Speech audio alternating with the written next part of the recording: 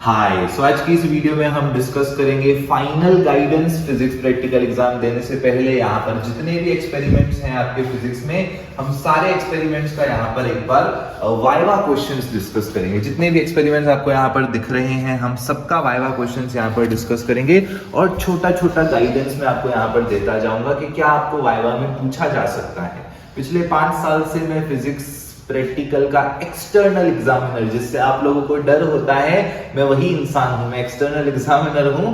So yes, मैं भी एक अलग रूप में कॉलेजेस में जाता हूं, स्टूडेंट से वाइवा पूछता हूं, उनका कॉन्फिडेंस हिल सा जाता है। बट मेरा दूसरा अच्छा साइड भी है, तो यहाँ पर मैं आपको वही क्वेश्चंस बता भी रहा हूं। बिना देरी के करते हैं स्टार्ट। सबसे पहले डिस्कस करते हैं रेजोनेंस ट्यूब के बारे में। सो रेजोनेंस ट्यूब और सोनोमीटर दोनों एक्सपेरिमेंट के जो क्वेश्चंस हैं, वाइवा क्वेश्चंस, बहुत ज्यादा रिलेटेड होते हैं। एज वेल एज सोनोमीटर का जो फर्स्ट लॉ होता है और जो रेजोनेंस ट्यूब है उसका अगर आप टेबल्स भी देखोगे, काफी बार स्टूडेंट्स बोलते हैं सर एक्सटर्नल एग्जाम अपने को एग्जामिनेशन में शीट में टेबल कौन सी बनानी है, वो लोग उनको लगता है कि रट्टा मारना पड़ेगा, बट ऐसा नहीं है। मेजोरिटी ऑफ द चीजें इन दोनों एक्सपेरिमेंट की सेम है, तो पहले इनको ही देखते हैं। फिजिक्स क्या है, रेजोनेंस ट्यूब के पीछे फिजिक्स क्या है, सोनोमीटर के पीछे फिजिक्स क्या है, ये समझते हैं, बिकॉज फिजिक्स में ही सारी की सारी वाइवा आपकी छुपी है। सो आप लोगों के सिलेबस में एक चैप्टर है जिसका नाम है basically superposition of wave. Okay, और वो सुपरपोजिशन ऑफ वेव में हम लोग एक अलग प्रकार की वेव पढ़ते हैं जो कि होती है स्टेशनरी वेव। सो स्टेशनरी वेव बेसिक प्रिंसिपल है हमारे रेजोनेंस ट्यूब के पीछे एज वेल एज हमारे सोनोमीटर के पीछे। स्टेशनरी वेव में क्या होता है, जो स्टेशनरी वेव हमारी कुछ इस प्रकार से होती है। यहाँ से हमारी एक वेव इंसिडेंट वेव होती है, यहाँ से हमारी एक वेव रिफ्लेक्टेड वेव होती है। सो बेसिकली ये जो कॉम्बिनेशन आपको नजर आ रहा है, ये बेसिकली हो जाता है हमारा यहाँ पर स्टेशनरी वेव का कॉन्सेप्ट। क्या हो जाता है, ये हो जाता है स्टेशनरी वेव का हमारा बेसिक सा शेप। ये वाला जो पार्ट होता है जहां पर थोड़ा सा भी डिस्प्लेसमेंट नहीं है, इसको हम कहते हैं नोड, जहां पर 0 डिस्प्लेसमेंट होता है।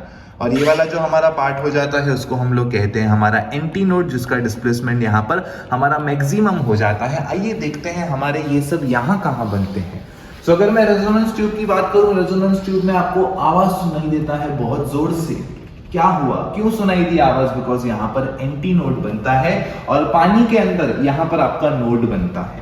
बिकॉज नोड को 0 डिस्प्लेसमेंट होता है, उसको फ्रीडम नहीं चाहिए, सो उस वजह से यहाँ पर अंदर नोड बनता है। और एंटी नोड को ज्यादा जगह चाहिए होती है, सो यहाँ पर उसको ज्यादा स्पेस मिलती है, तो यहाँ एंटी नोड बनता है। सोनोमीटर में आप लोग पेपर राइडर बनाते हो, आपका एक्सटर्नल एग्जामिनर वही पूछता है पेपर राइडर कहाँ रखना है। सो पेपर राइडर हम लोग रखते हैं 2 नाइफ एजेस के बीच में। नाइफ एजेस के बीच में हम क्यों रख रहे हैं? बिकॉज यहाँ पर आपका नोड बनेगा, यहाँ पर जगह नहीं है वेव को डिस्प्लेसमेंट करने की, सो यहाँ पर नोड बनेगा, यहाँ नोड बनेगा, सो यहाँ आपका एंटी नोड बनता है। इस वजह से पेपर राइडर हम यहाँ रखते हैं। ओके, सो अगर आपको यहाँ पर विजुअलाइजेशन चाहिए तो आपका यही ऐसा कुछ कॉन्सेप्ट आपका होता है कि यहाँ पर आपका एक नाइफ एज है, यहाँ पर आपका ये दूसरा नाइफ एज है, यहाँ पर पेपर राइडर रहता है, तभी एंटी नोड की वजह से वो आपका गिर पाता है। ठीक है, सो ये थे आपके कुछ बेसिक से यहाँ पर क्वेश्चन। बात करें फॉर्मूलाज की, फॉर्मूलाज यहाँ पर बहुत सिंपल बनती हैं। ये आपका रेजोनेंस ट्यूब है। रेजोनेंस ट्यूब में बेसिकली हम लोग एक ओपन ट्यूब लेते हैं, बट ओपन ट्यूब के अंदर हम क्या डाल देते हैं, हम वैसे भी पानी डाल देते हैं, तो आपका वो स्ट्रक्चर सिमिलर हो जाता है एक क्लोज्ड पाइप के तरह। सो क्लोज पाइप में हमें पता है नीचे नोड बनता है, बिकॉज फ्रीडम नहीं हो चाहिए होता है नोड को, एंटी नोड को यहाँ पर फ्रीडम चाहिए होता है, सो ऊपर एंटी नोड बनता है। सो ये लेंथ कितनी है, ये लेंथ हो जाती है L के बराबर, और यही लेंथ हमारी हो जाती है λ/4 के बराबर, राइट। सो बेसिकली लैम्डा कितना हो जाता है यहाँ पर 4 टाइम्स ऑफ L के बराबर। फॉर्मूला होती है V = n लैम्डा, लैम्डा हो जाता है यहाँ पर 4 के बराबर। सो ये फॉर्मूला देखो आप यहाँ पर यूज करते हो, राइट। देखो V = 4 टाइम्स ऑफ nl आपकी फॉर्मूला यहाँ पर हो जाती है। इसके बाद क्वेश्चन अराइज होता है कि एंड करेक्शन क्या है। सो एंड करेक्शन का मतलब क्या होता है, हमारी वेव कोई सिग्नल नहीं है, कोई चौक पे नहीं जा रही है कि इधर आपका ये चौक खत्म हुआ, वहां से अगला चौक शुरू होगा। वेव एक एनर्जी है, एनर्जी एक डिस्टर्बेंस होता है। तो जो हम कंसीडर करते हैं कि वेव हमारी यहाँ पर खत्म हुई, रियलिटी में यहाँ खत्म नहीं होती है, वो थोड़ा सा आगे भी जाती है। बिकॉज वो आगे भी जाती है, इस वजह से हम कॉन्सेप्ट इस्तेमाल करते हैं एंड करेक्शन का। और एंड करेक्शन का मैथमेटिकल वैल्यू होता है E = 0.3 times the diameter. Okay, so diameter आप लोग मेजर करते हैं वर्नियर कैलिपर से, एंड उसके हिसाब से आप लोग एंड करेक्शन का टर्म एड ऑन खुद से कर सकते हैं। चलिए सो देखते हैं यहाँ पर आपको रेजोनेंस ट्यूब में टेबल कौन सी बनानी है। तो पहला टेबल आपका यहाँ पर बन जाता है पाइप के बारे में, जो अभी मैंने आपको बताया एंड करेक्शन के लिए आपको डायामीटर लगता है। सो डायामीटर आप लोग वर्नियर कैलिपर से निकालते हो। सो पहली टेबल आपको यहाँ पर लग जाती है, जो आपके हैंडबुक में कुछ ऐसे गिवन है वर्नियर कैलिपर के लिए। ठीक है, तो ये होगी मेन स्केल रीडिंग वर्नियर की, ये होगी वर्नियर वाली रीडिंग, ये आप लीस्ट काउंट से मल्टीप्लाई करते हो, जो मैं डिटेल्ड वीडियोस में बता चुका हूं। सो ये हो जाती है फर्स्ट टेबल। ये टेबल आपकी सोनोमीटर में नहीं बनती है, बिकॉज सोनोमीटर में ऐसा कुछ नहीं है। अब ये हो जाती है हमारी यहाँ पर हमारे फ्रीक्वेंसी ट्यूनिंग फॉर्क वाली टेबल। सो यहाँ पर ऑब्वियस सी बात है, जितने ट्यूनिंग फॉर्क ले रहे हो पहले उनके नंबर्स लिखोगे, ट्यूनिंग फॉर्क की फ्रीक्वेंसी लिखोगे। अब यहाँ पर 3 बार एक्सपेरिमेंट को कहा गया है रिपीट करने को, ताकि आप एवरेज ले सको। पर मुझे एक बात बताइए, एग्जाम में हमारे पास इतना टाइम रहेगा क्या? सो एग्जाम में इतना टाइम नहीं है। सो एक रीडिंग ही लो एंड उसी को आप उसके आसपास मीन निकालो, या 2 रीडिंग लो एंड उसका कुछ मीन निकालो, या एक रीडिंग लो और दूसरी उसके आसपास ही लिखो, ताकि मीन वही आ जाए। और एंड करेक्शन हम डालेंगे एंड यहाँ पर हम 1/L ले लेते हैं एंड यहाँ पर 1/L वर्सेस n का हम यहाँ पर स्लोप प्लॉट करते हैं। काफी स्टूडेंट्स को पता नहीं होता है 1/L क्यों ले रहे हैं। ओके, सो उनको रीजन नहीं पता होता है, तो मैं आपको बता दूं स्लोप क्या होता है। सो स्लोप हो जाता है आपका y डिवाइडेड बाय x के बराबर dy/dx, है ना। y एक्सिस पे हम क्या प्लॉट करते हैं? y एक्सिस पे हम प्लॉट करते हैं फ्रीक्वेंसी। x एक्सिस पे क्या प्लॉट करते हैं? x एक्सिस पे प्लॉट करते हैं हम 1/L। डिनोमिनेटर का डिनोमिनेटर न्यूमरेटर में आता है, सो यहाँ पर हमें NL मिलता है और हमें वही प्रूव करना होता है कि NL हमारा यहाँ पर एक कांस्टेंट है। ठीक है, सो इस वजह से हम 1/L का लेते हैं। सो उसको रट्टा नहीं मारना है, आपको कॉन्सेप्चुअली समझना है कि 1/L का स्लोप निकालूंगा तभी मुझे NL is equal to the constant यहाँ पर मिलेगा। सो बाकी सारी डिटेल्स मैंने ऑलरेडी कवर कर चुकी हैं, जो इसका लंबी वीडियोस है हमारी 20-20 मिनट की, वाइवा के लिए इतना सफिशिएंट है।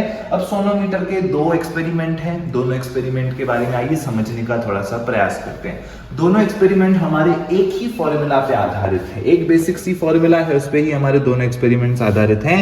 n is equal to 1/2L root of यहाँ पर t डिवाइडेड बाय m के बराबर। पहले एक्सपेरिमेंट में हम क्या करते हैं? टेंशन को, लीनियर मास डेंसिटी को। स्मॉल m का मतलब क्या होता है? स्मॉल m का मतलब एग्जामिनर आपसे पूछ सकता है क्या होता है। सो स्मॉल m का मतलब होता है लीनियर मास डेंसिटी, जिसकी दूसरी भाषा में मतलब हो जाता है मास पर यूनिट लेंथ।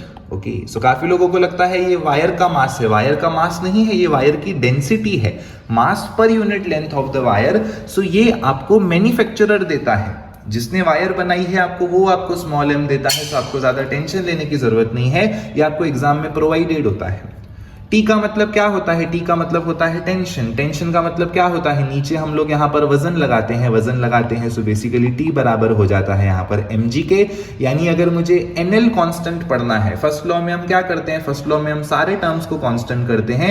सारे टर्म्स को अगर मैं कांस्टेंट करूंगा तो मुझे क्या मिल जाएगा? मुझे मिल जाएगा NL is equal to the constant, because 2 number है फिक्स रहेगा, 1 नंबर है फिक्स रहेगा, T को मैं चेंज नहीं कर रहा हूं, वायर मेरी चेंज नहीं हो रही है, तो फर्स्ट लॉ हमारा हो जाता है NL is equal to the constant. तो फर्स्ट लॉ में हम क्या करते हैं?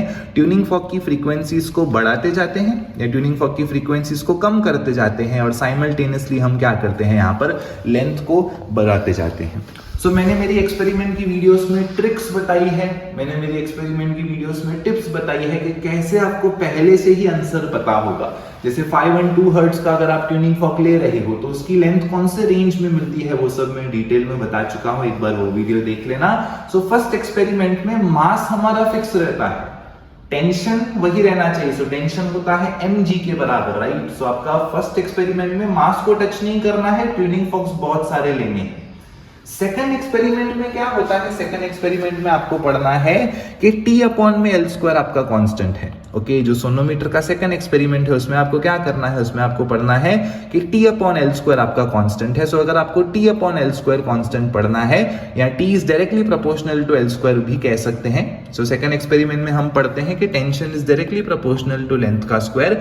इसमें क्या करना पड़ेगा? मुझे दूसरे टर्म्स कांस्टेंट करने पड़ेंगे। सो यही फॉर्मूला है, n कांस्टेंट रहेगा, स्मॉल m तो हमेशा कांस्टेंट रहेगा, 2 हमारा नंबर है। सो बेसिकली मैं क्या कर सकता हूं? यहाँ पर n is equal to 1/2L, यहाँ से हो जाएगा रूट ऑफ t/m के बराबर। यहाँ से क्या लिख सकता हूँ? 2 times nm is equal to हो जाएगा यहाँ पे रूट ऑफ t, है ना। और रूट ऑफ t के साथ क्या आ जाएगा? रूट ऑफ t के साथ यहाँ पर आ जाएगा डिवाइड में मेरा l। इन सबको मुझे फिक्स रखना है। सो स्मॉल m कैसे फिक्स होगा, मैं वायर से कुछ मस्ती नहीं करूंगा, एक ही वायर रखूंगा। n फिक्स का मतलब होता है ट्यूनिंग फॉर्क एक ही लेंगे। ट्यूनिंग फॉर्क क्या लेंगे, ट्यूनिंग फॉर्क यहाँ पर एक ही लेंगे। सो मुझे क्या मिलेगा, root of T by L is equal to यहाँ पर कांस्टेंट। तो यहाँ पर हम लोग क्या करते हैं, इसको स्क्वायरिंग कर दो। सो मुझे मिलेगा यहाँ से T by L square is equal to constant, और इसी को हम दूसरे भाषा में कुछ ऐसा भी कह देते हैं। सो सेकंड एक्सपेरिमेंट में t is directly proportional to length का स्क्वायर, मतलब ट्यूनिंग फॉर्क एक ही रहेगा, मास बदलते रहना है। क्या करना है, मास बदलते रहना है, एंड दैट्स इट। ओके, सो बाकी सारी चीजें आपकी सेम बनेगी। टेबल आपकी, टेबल में सिर्फ यहाँ पर क्या होगा, ट्यूनिंग फॉर्क की जगह आप लोग फ्रीक्वेंसीज के जगह आप लोग यहाँ पर टेंशन लिखोगे कि मास मैंने कितना डाला, मास को ग्रेविटी से मल्टीप्लाई करोगे ताकि मुझे टेंशन मिले, एंड बाकी प्रोसेस आपका यहाँ पर सेम होता है। वाइवा क्वेश्चंस जितने मैंने यहाँ पर आपको बता दिए उसमें से ही आते हैं, स्टेशनरी वेव से ही सारी चीजें पूछी जाती है जो मैंने आपको बता दी। अब बढ़ते हैं, डिस्कस करते हैं हम नेक्स्ट एक्सपेरिमेंट। चलिए, सो डिस्कस करते हैं हमारा नेक्स्ट एक्सपेरिमेंट जो कि है spring mass oscillator. Spring mass oscillator आपका डायरेक्टली वास्ता रखता है ऑसिलेशन से, और कई बार वाइवा क्वेश्चंस ना थोड़े आगे पीछे भी होते हैं। जैसे आपको यहाँ पर वाइवा क्वेश्चन क्या बन सकता है, viva question sonometer, resonance and oscillation का एक फेमस वाइवा क्वेश्चन होता है कि फोर्स्ड ऑसिलेशन का मतलब क्या होता है, नेचुरल वाइब्रेशंस का मतलब क्या होता है, फ्री ऑसिलेशंस का मतलब क्या होता है। आइए इन सब चीजों को समझने का प्रयास करते हैं। अगर मेरे पास एक पेंडुलम है या मेरे पास कोई भी एक ऑब्जेक्ट है जिसको मैं जस्ट थोड़ा सा उसमें मोशन दे रहा हूं और उसको मैं फ्री कर दे रहा हूं, सो ये जो ऑसिलेशन हो रहा है इसको हम कहते हैं फ्री ऑसिलेशन। क्या कहते हैं इसको, हम कहते हैं फ्री ऑसिलेशन। एग्जाम्पल तौर पे यहाँ पर मेरे पास एक रस्सी है, रस्सी को मैंने ऐसे प्लग करके छोड़ दिया।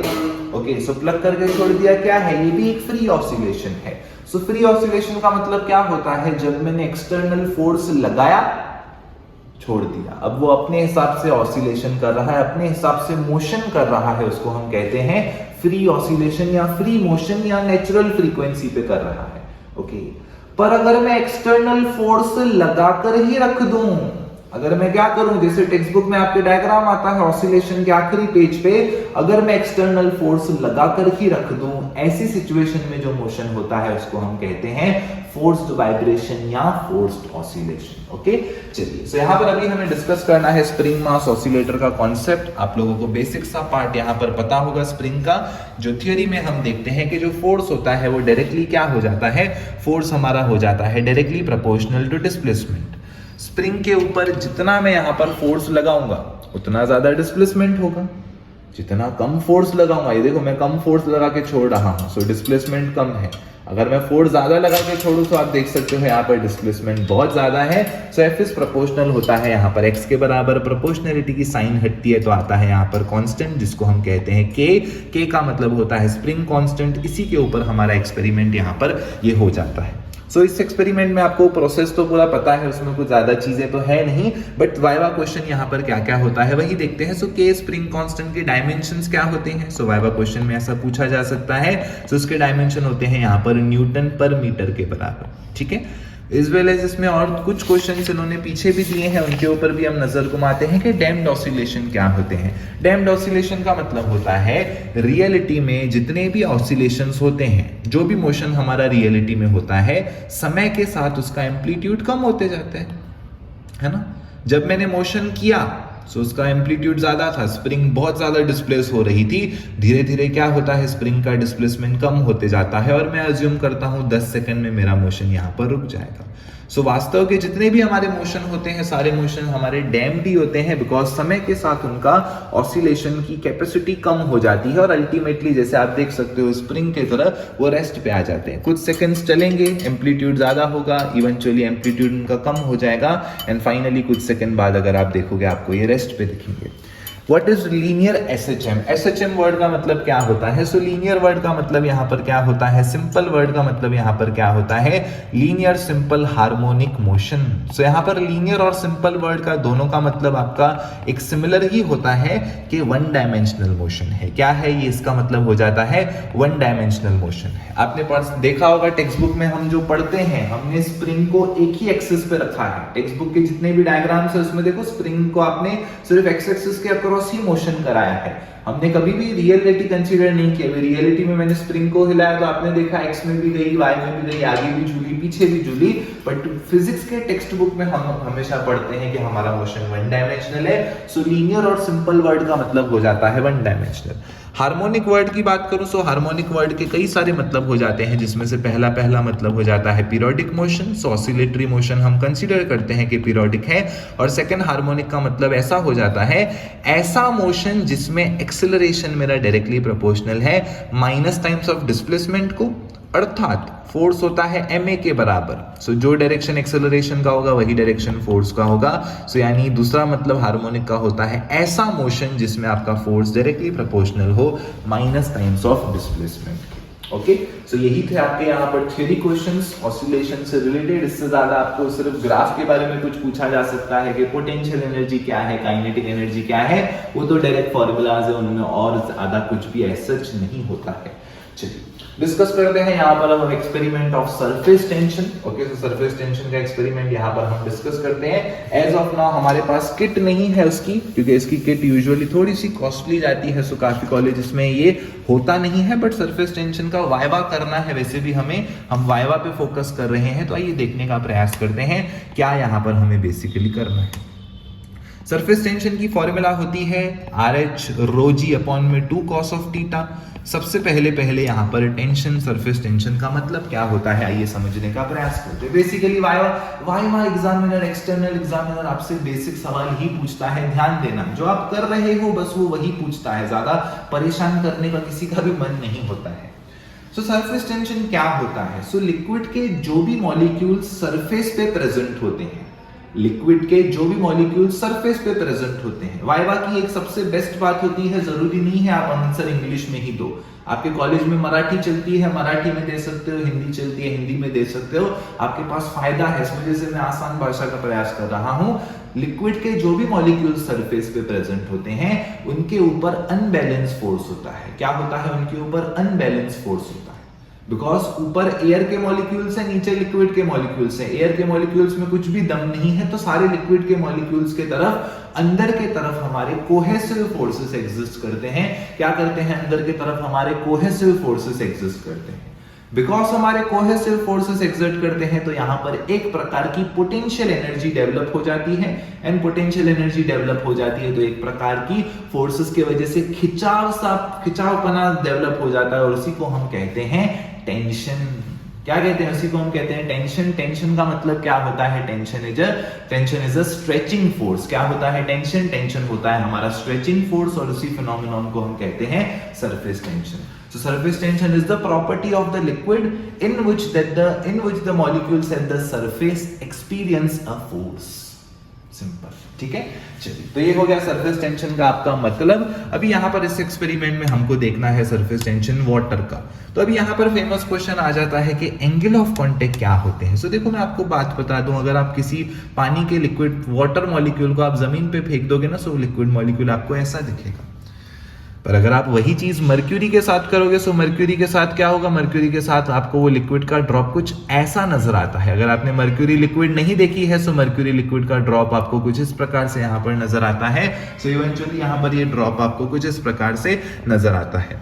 सो यहाँ पर अगर आप एंगल ऑफ कांटेक्ट मेजर करोगे, सो यहाँ पर एंगल ऑफ कांटेक्ट हो जाता है आपका acute angle of contact. Okay, so यहाँ पर अगर आप देखोगे सो ये अक्यूट एंगल ऑफ कांटेक्ट हो जाता है, और यहाँ पर अगर आप देखोगे सो एंगल ऑफ कांटेक्ट आपका यहाँ पर हो जाता है obtuse angle of contact. Okay, so angle of contact क्या होता है? एंगल ऑफ कांटेक्ट में बेसिकली हम देखते हैं कि हमारी लिक्विड का हमारे सरफेसेस के साथ कैसा कांटेक्ट बन रहा है। और अगर यही चीज आपको अंदर देखनी है कैपिलरी के, सो कैपिलरी के अंदर भी हम कुछ इस प्रकार से देखते हैं। कुछ लिक्विड्स हमारी ऐसी नजर आती हैं, कुछ लिक्विड्स हमारी कुछ इस प्रकार से नजर आती हैं। तो ऐसे में भी क्या करते हैं? ऐसे में भी हम लोग यहाँ पर टेंजेंट ड्रॉ करते हैं। ठीक है, टेंजेंट ड्रॉ करते हैं। सो यहाँ पर टेंजेंट ऐसा होगा, यहाँ पर टेंजेंट कुछ ऐसा होगा। सो ये जो आपका एंगल यहाँ पर बनता है, इसी को हम कहते हैं यहाँ पर एंगल ऑफ कांटेक्ट। वास्तव में क्या पाया गया है? वास्तव में पाया गया है जो भी लिक्विड्स का अक्यूट एंगल ऑफ कांटेक्ट होता है, यानी 90 डिग्री से कम एंगल ऑफ कांटेक्ट होता है, वो लिक्विड्स हमारी कुछ ऐसा मेनिस्कस शो करती हैं। ये मेनिस्कस को अगर आप फिजिक्स के टर्म्स में देखोगे तो इस मेनिस्कस को कहा जाता है कॉन्केव मेनिस्कस, यानी जो भी लिक्विड्स का एंगल ऑफ कांटेक्ट आपका अक्यूट होता है वो रियलिटी में शो करती हैं कॉन्केव मेनिस्कस। क्या शो करती हैं? शो करती हैं कॉन्केव मेनिस्कस। उसी प्रकार से जो भी लिक्विड्स हमारी कुछ ऑब्ट्यूस एंगल शो करती हैं, जैसे मर्क्यूरी, सो वो वाली लिक्विड्स क्या शो करती हैं? वो वाली लिक्विड्स शो करती हैं कुछ ऐसा मेनिस्कस जो कि आपका हो जाता है यहाँ पर कॉन्वेक्स मेनिस्कस। तो मैं अगर एग्जामिनर बन के जाता हूँ ना, मैं यही चीज पूछता हूँ, बिकॉज मुझे पता है ये रिलेशन नहीं पता होता है स्टूडेंट्स को। फर्दरमोर मैं ऐसा सवाल पूछता हूँ कि कौन सी लिक्विड सरफेस को गीला करेगी, तो सामने वाले बोलते हैं सब करेंगी बट ऐसा नहीं होता है। जो ऑब्ट्यूस लिक्विड्स होती हैं वो does not wet the surface, जिनका भी एंगल ऑफ कांटेक्ट 90 से ज्यादा होता है, ऑब्ट्यूस वाली liquids never wets the surface, whereas acute वाली लिक्विड्स आपकी वेट करती हैं आपके सरफेस को। तो ये एक्सपेरिमेंट में आपका ये वाइवा क्वेश्चन के लिए इतना काफी है। बाकी density of the water fix होता है, ग्रेविटी फिक्स होता है, यहाँ पर आपका एंगल cos ऑफ 0 1 के बराबर आता है। सो यहाँ से आपको सिर्फ और सिर्फ रेडियस और हाइट आपको एक्सपेरिमेंटल सेटअप को यूज करके फाइंड करनी है, बाकी ज्यादा कुछ यहाँ पर इस एक्सपेरिमेंट में नहीं है। ये टेबल हो जाती है रेडियस के लिए, ये टेबल हो जाती है आपके हाइट के लिए, दैट्स इट एक्सपेरिमेंट में। बाकी आपको थोड़ी सी यहाँ पर स्किल्स लगती है, बाकी सारी चीजें यहाँ पर मैंने बता दी। कैपिलरी एक्शन यहाँ पर एक और वाइवा क्वेश्चन आपका बन जाता है। सो कैपिलरी एक्शन क्या होता है? सो अगर मुझे पेड़ में पानी डालना है, अगर मेरा मन है कि चलो आज मैं ट्रीज को वाटर करूं, तो क्या करूं? बाल्टी भर के एक एक पत्ते पे मारूं? नहीं, मैं क्या करता हूं, मैं रूट्स में पानी डालता हूं, खुद ब खुद कैपिलरी एक्शन होता है। कैपिलरी एक्शन आप कुछ ऑस्मोसिस से रिलेट कर सकते हो कि हायर से लोअर पोटेंशियल, हायर से लोअर जगह पे मेरा पानी खुद ब खुद यहाँ पर फ्लो होते जाता है, उसी को कहते हैं हम कैपिलरी एक्शन। घर पे अगर आप दिया जलाते रहो, सो दिया आपका कुछ इस प्रकार से होता है और दिए में कॉटन यहां से निकल के बाहर जाती है। ओके, सो अगर आपको चाहिए मैं डायग्राम के टर्म्स में दिखा सकता हूं। सो ये अगर मेरे पास यहाँ पर दिया है, ओके, सो दिए में हम लोग घी कितना डालते हैं? दिए में हम घी यहाँ पर इतना सा ही डालते हैं। सो यहाँ पर मैंने घी डाला है और यहाँ से मैं क्या कर रहा हूँ? कॉटन को यहाँ से बाहर निकाल रहा हूँ, राइट। सो मैंने यहाँ पर घी नहीं डाला था, बट स्टिल हम देखते हैं आग तो यहाँ पर भी जलती है, बिकॉज यहाँ पर घी ज्यादा है, वहां पर घी कम है। सो हायर से लोअर पोटेंशियल पे मेरी टेंडेंसी होती है चीजों की फ्लो होने की, एंड इसी फिनोमेनन को हम लोग कहते हैं सरफेस टेंशन। चलिए, उसी के साथ हम देखते हैं यहाँ पर हमारे न्यूटन्स लॉ ऑफ कूलिंग का experiment. So Newton's law of cooling again आपके class 11 thermal properties of matter का एक पार्ट हो जाता है। So Newton's law of cooling basically क्या कहता है? न्यूटन्स लॉ ऑफ कूलिंग कहता है जो रेट ऑफ चेंज है, रेट ऑफ चेंज का मतलब क्या होता है? कहीं ना कहीं रेट ऑफ चेंज का मतलब होता है डेरिवेटिव। जो रेट ऑफ चेंज है वो डायरेक्टली प्रोपोर्शनल है टेम्परेचर के डिफरेंस में। क्या है? जो रेट ऑफ चेंज है वो डायरेक्टली प्रोपोर्शनल है हमारे टेम्परेचर के डिफरेंस से। आइए इसको एक बार हम यहाँ पर समझने का प्रयास करते हैं कि न्यूटन लॉ आपका एक्चुअल में कहता क्या है। सो बेसिकली न्यूटन लॉ कहता है जो डेरिवेटिव है, डेरिवेटिव का मतलब होता है जो rate of change D theta by D T, जो आपके टेम्परेचर का चेंज है वो प्रोपोर्शनल है। किसके प्रोपोर्शनल है? टेम्परेचर ऑफ द सराउंडिंग्स के, है ना। अब हो सकता है मेरा टेम्परेचर हो 60 डिग्री सेल्सियस और सराउंडिंग हो 25 डिग्री सेल्सियस, तो ऐसे सिचुएशन में कुछ मुझे डिफरेंस मिलेगा, तो यहाँ पर उसका प्रोपोर्शनलिटी वैसे होगा।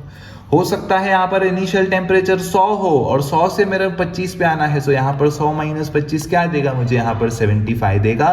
सो बेसिकली यहाँ पर डेरिवेटिव आपको ज्यादा मिलेगा, यानी जितना टेम्परेचर डिफरेंस यहाँ पर ज्यादा होगा उस हिसाब से रेट भी आपका बढ़ेगा, बिकॉज ये प्रोपोर्शनल होता है। ठीक है। फर्दरमोर कई जगहों पे हम देखते हैं यहाँ पर नेगेटिव साइन दी होती है। नेगेटिव साइन देने का एक रीजन होता है कि रेडियल हीट लॉस हो रही है, राइट। डेरिवेटिव यहाँ पर क्या हो रहा है? कूलिंग हो रहा है, कूलिंग। सो कूलिंग हो रहा है यानी हमारा टेम्परेचर लॉस हो रहा है। सो कई जगहों पे नेगेटिव साइन भी यहाँ पर दिया जाता है।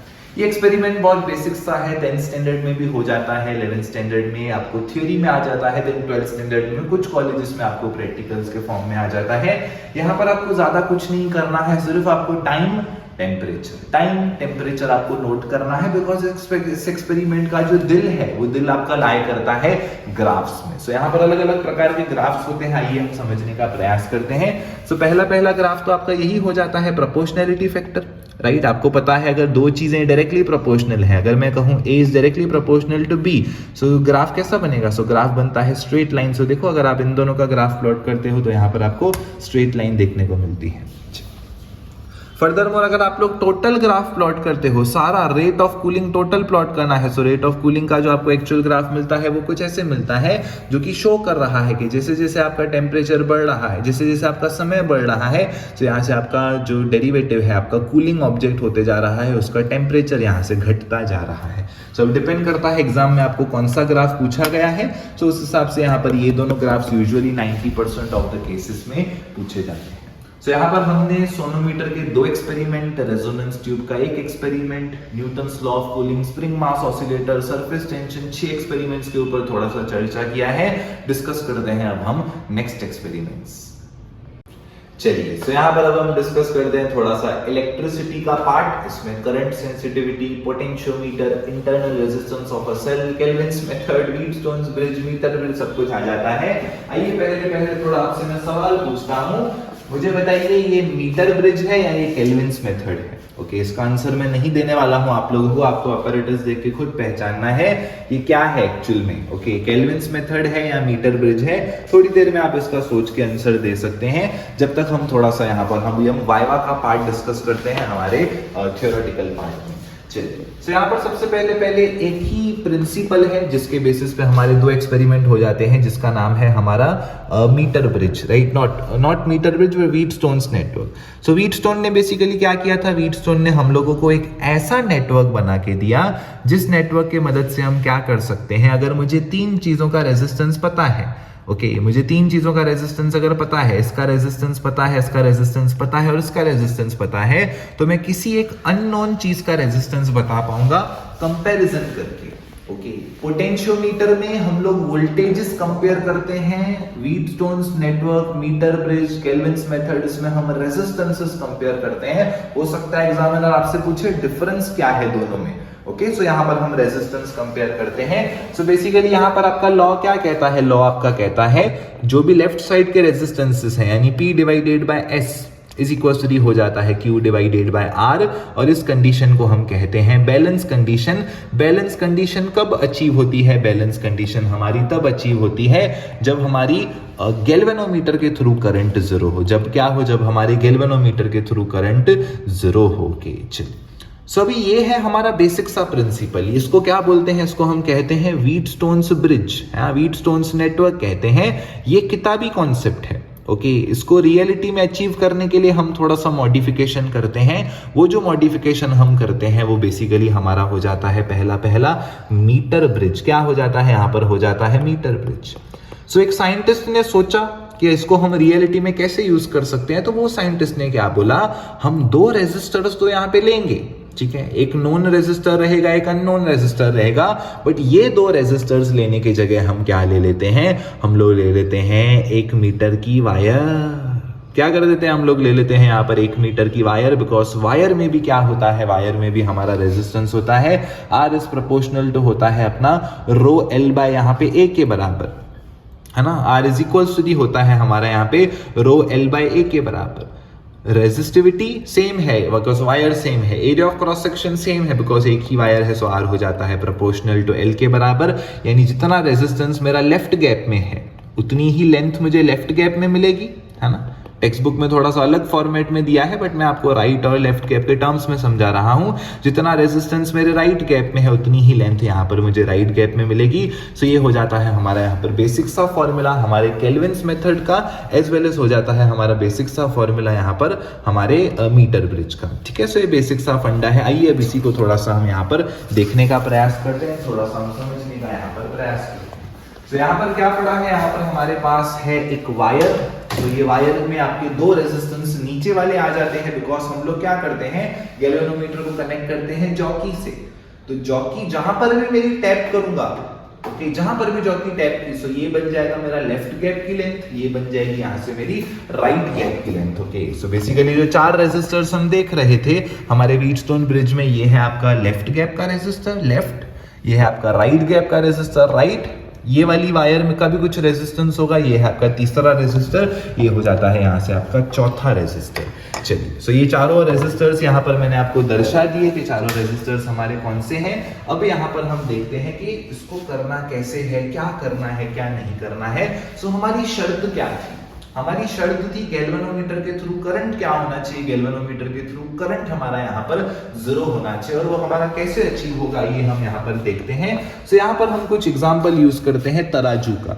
ओके, सो तराजू में अगर यहाँ पर मैंने 2 किलो का वजन डाला है, ओके, तराजू में मैंने क्या किया है, यहाँ पर अगर मैंने 2 किलो आलू डाले हैं, 2 किलो क्या डाले हैं, 2 किलो यहाँ पर मैंने आलू डाल दिए हैं, तो मुझे बताइए यहाँ पर मुझे बैलेंस करने के लिए क्या डालना पड़ेगा।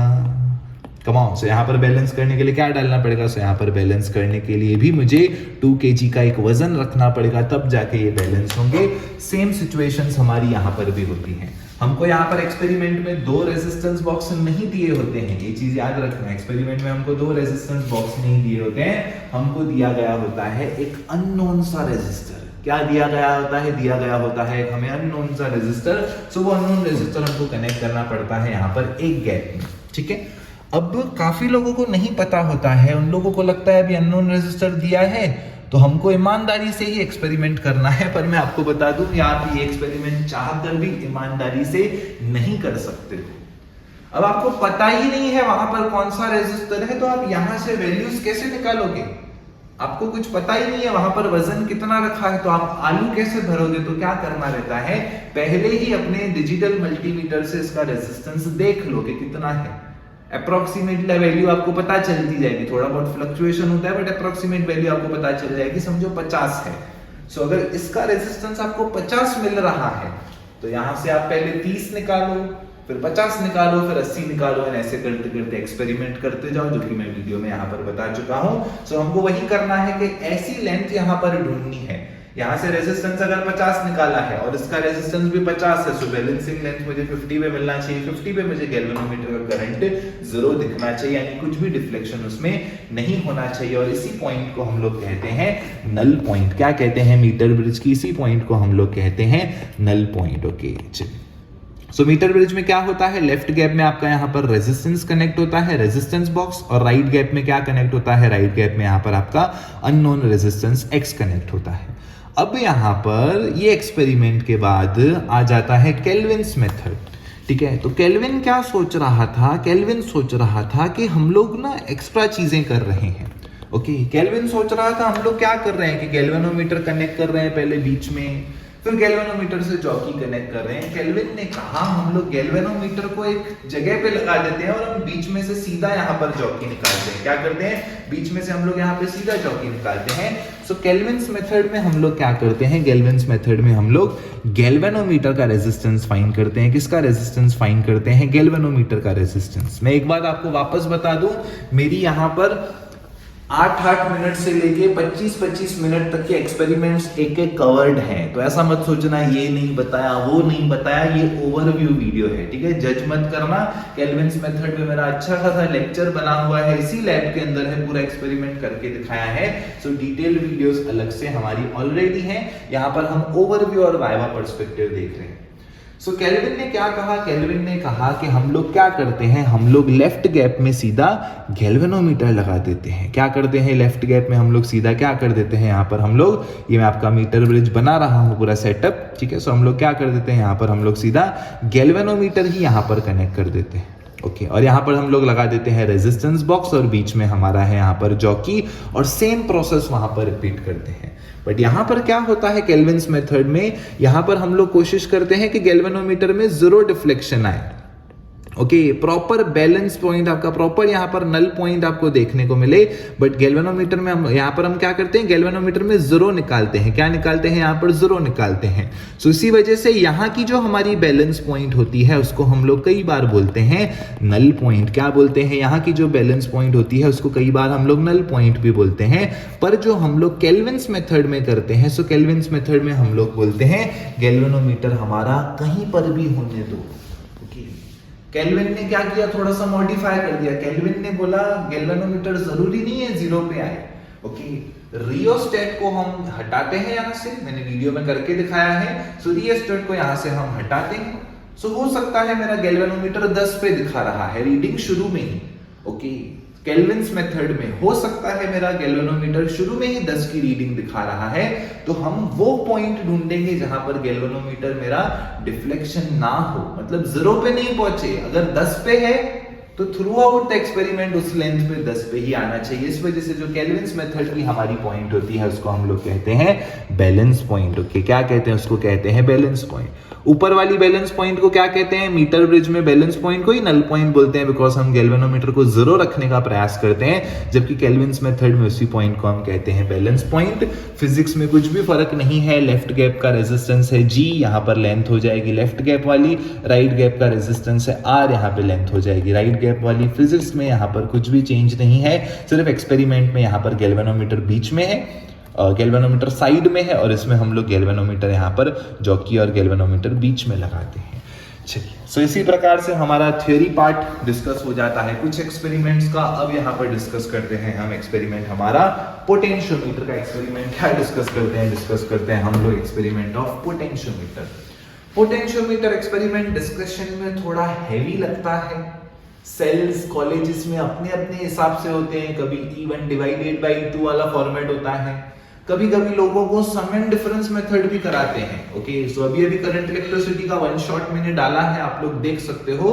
सो पोटेंशियोमीटर में हर कॉलेज में अलग अलग होता है, कहीं पे सम एंड डिफरेंस मेथड से सेल्स लगते हैं, कहीं पे E1 E2 अलग अलग लगते हैं। सो बेसिकली यहाँ पर पोटेंशियोमीटर का बेसिक प्रिंसिपल क्या है आइए समझने का हम प्रयास करते हैं। सो यहाँ पर ना थियरी अगर आपने समझ लिया तो आपको मोस्ट ऑफ द चीजें समझ जाएंगी, बिकॉज यहाँ पर इंटरनल रेजिस्टेंस वाला प्रैक्टिकल भी है, यहाँ पर आपका एक्टिविटी भी आता है, बहुत सारी चीजें साथ में आती हैं। पोटेंशियोमीटर का बेसिक फंडा होता है एक 4 मीटर वायर। क्या होती है, बेसिक फंडा होता है एक 4 मीटर वायर। पोटेंशियोमीटर को काम करने के लिए एक बैटरी लगती है जिसको हम थियरी में सेल कहते हैं। तो सेल बेसिकली क्या होता है, सेल बेसिकली सोर्स होता है हमारे एक ईएमएफ का, और ईएमएफ के साथ उसमें एक इंटरनल रेजिस्टेंस भी होता है। एग्जाम्पल तौर पे मार्केट से आपने खरीदा कोई Eveready cell, right, Eveready, Duracell, हम जो भी खरीदते हैं, सो वो उसके अंदर क्या होता है, उसके अंदर एक बैटरी सप्लाई होता है हमारा। ओके, तो उसके अंदर क्या होता है, एक बैटरी सप्लाई होता है हमारा, साथ ही साथ कुछ ना कुछ उसका इंटरनल रेजिस्टेंस भी होगा, है ना।